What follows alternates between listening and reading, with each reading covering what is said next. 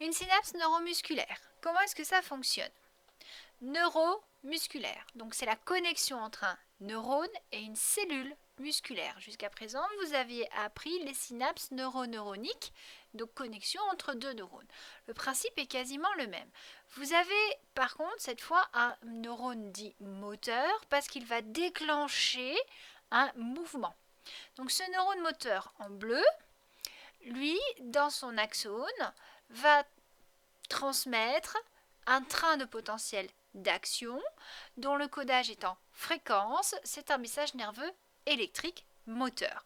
Donc je vous rappelle que l'amplitude du potentiel d'action est toujours la même, c'est-à-dire qu'on doit dépasser un seuil de dépolarisation. Une fois que le seuil de dépolarisation est suffisamment important, le potentiel d'action monte jusqu'à plus 30 millivolts, mais il ne monte pas plus haut. D'accord? Donc on n'a pas une augmentation d'intensité plus importante. Le potentiel d'action est toujours de même intensité. Par contre, le message nerveux va être codé, c'est-à-dire est-ce qu'il faut que le muscle se contracte fort, vite, pas vite, etc. Il faut pouvoir coder ce message et le codage va se faire en fréquence. Plus la fréquence, c'est-à-dire le nombre de potentiels d'action par milliseconde sera importante, plus la réaction de la fibre musculaire sera importante.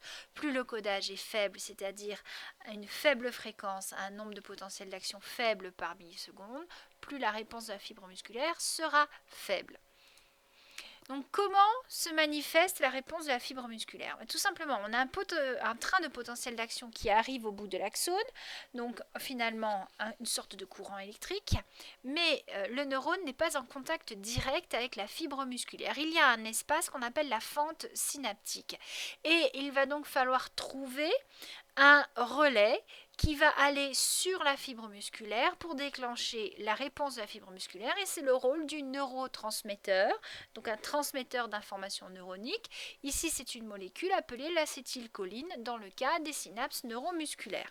Cette acétylcholine va aller se fixer sur les récepteurs du neurotransmetteur situés sur la membrane de la fibre musculaire. Elles vont ouvrir les récepteurs et créer une dépolarisation de la fibre musculaire.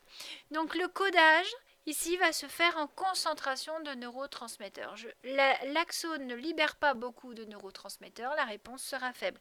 L'axone libère beaucoup de neurotransmetteurs, la réaction sera faible. Exactement comme si moi j'étais le motoneurone et vous, vous étiez la fibre musculaire, je veux créer chez vous une réponse sans vous toucher, je vous balance du poil à gratter. Je vous lance un petit peu de poil à gratter, vous vous grattez un petit peu, je vous lance beaucoup de poil à gratter, vous vous grattez beaucoup. Et ben voilà, les neurotransmetteurs c'est du poil à gratter. Donc à partir du moment où on a une certaine concentration en neurotransmetteurs, on va avoir donc ouverture des canaux récepteurs, entrée des ions et dépolarisation à ce moment-là de la membrane musculaire. Il y a naissance de ce qu'on appelle un potentiel d'action musculaire. Ce potentiel d'action musculaire va provoquer une contraction musculaire et donc une réponse. Donc on part d'un message nerveux moteur électrique, fusion des vésicules de sécrétion avec la membrane de l'axone, libération des neurotransmetteurs et fixation sur les récepteurs postsynaptiques, échange ionique, création d'un potentiel d'action musculaire, contraction